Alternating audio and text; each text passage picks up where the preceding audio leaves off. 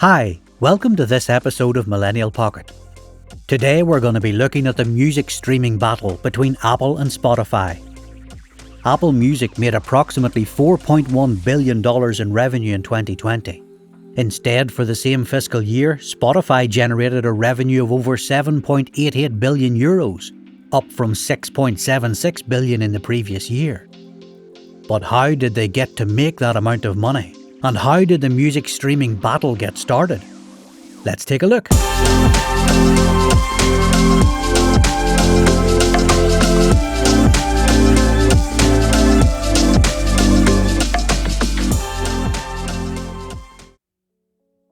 Apple Computer was founded on April 1, 1976, when Steve Jobs and Steve Wozniak decided that they wanted to make user-friendly computers and small enough for people to have them in their homes or offices.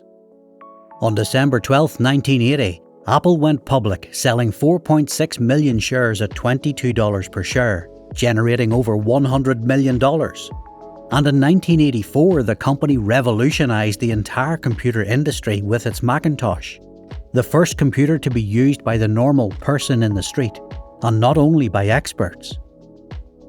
In 2007, Apple reinvented the phone industry with the iPhone. The company accomplished that by combining three products: a revolutionary mobile phone, a widescreen iPod with touch controls, and a breakthrough internet communications device. In the past decade, Apple launched numerous revolutionary devices which have been a huge contributor to today's technology, like the iPad, the Apple Watch, and the AirPods.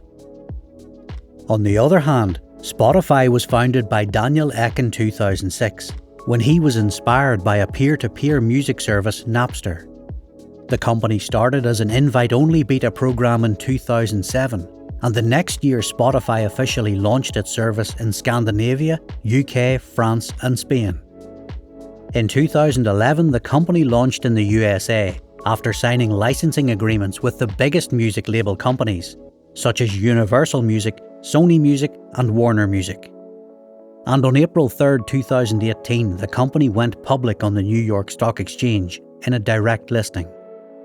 Spotify is now available in 92 countries globally and can lay claim to 35% of the global streaming market. 44% of users listen to Spotify on a daily basis, and over 50 million tracks are available on the platform.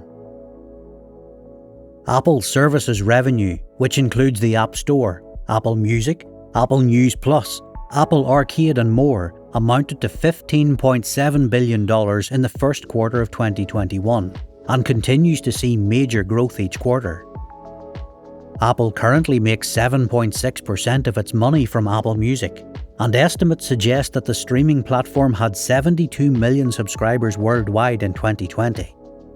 iTunes and the iPod revolutionized the music industry in the early 2000s, as the hardware and software duo popularized singles over albums and allowed users to store thousands of songs on a single device. The acquisition of Beats Electronics for $3 billion was the first sign Apple was willing to try music streaming.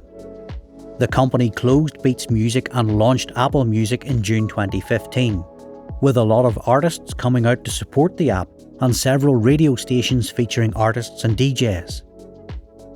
The platform began expanding into video in 2016, when executive Jimmy Levine had stated that the intention for the service was to become a cultural platform.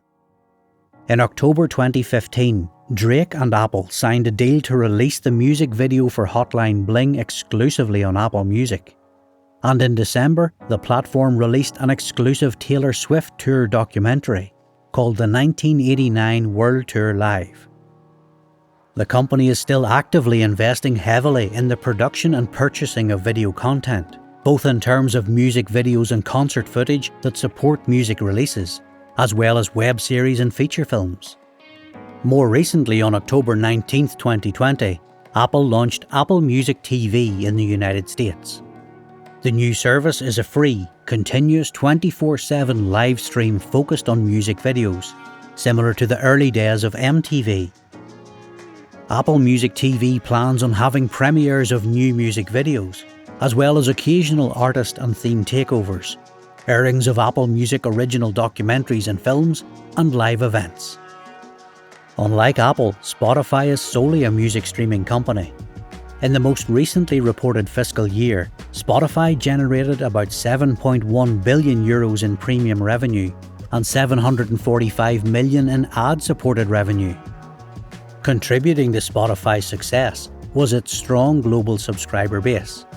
In fact, the company has 320 million monthly active users, according to its 2020 report. And of these, 130 million are Spotify premium users. The company's service operates on a freemium model, which comes with lower sound quality and advertisements, but it happened to be a great remarketing tool by transforming free users into paid subscribers. Spotify and Apple Music have been criticised by artists including Taylor Swift and Adele for not paying musicians enough, especially during Spotify's free subscription and Apple Music's free trial period. In 2014, Taylor Swift pulled her entire album catalogue from Spotify, but that wasn't the first time the artist refused to release an album with the online streaming service.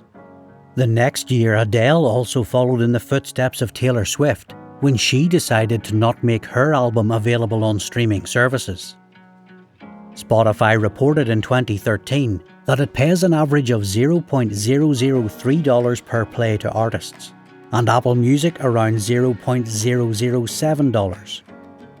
Both artists' catalogues returned to the service in 2017, when they made a deal for exclusive release windows and realised that those platforms would be crucial for the music industry.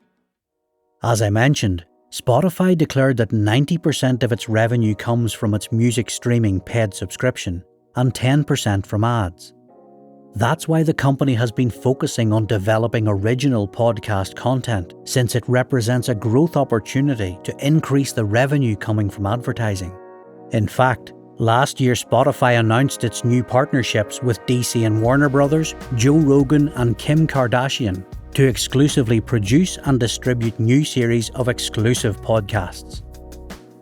Users to have access to both services pay a flat monthly fee and gain access to millions of songs which they can listen to as much as they like.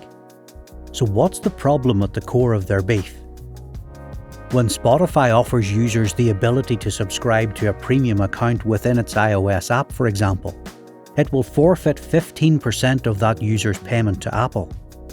However, if the same person signs up for Apple Music on the same device through that same app store, Apple gets 100% of that user's payments, since it obviously doesn't need to give a 15% cut back to itself. Even though Apple says that Spotify just wants all the advantages of the App Store, like the ability for millions of people to download the Spotify app on their device within seconds, but to not have to pay for it, the European Commission thinks it's unfair and anti-competitive. The key issue here is the fact that these two music services are so similar, and Spotify thinks that Apple is making it easier for consumers to buy its similar product. A possible solution could be that Apple cannot charge App Store fees for service subscriptions that are too similar to the ones it also offers. Of course, that would mean allowing Netflix, Google Drive, Fitbit Premium and all sorts of other companies to use the App Store platform without paying for the privilege. But let's see how it's going to end. What do you think about the beef between Spotify and Apple? Which service do you prefer? Would you invest in any of those companies? Please let me know in the comments section below. Leave a like if you got some value from this video, and subscribe to the channel if you want to see more videos like this. Feel free to follow us on Instagram. We post every day there. I hope you really enjoyed this video. Thanks for watching, guys. Until next time.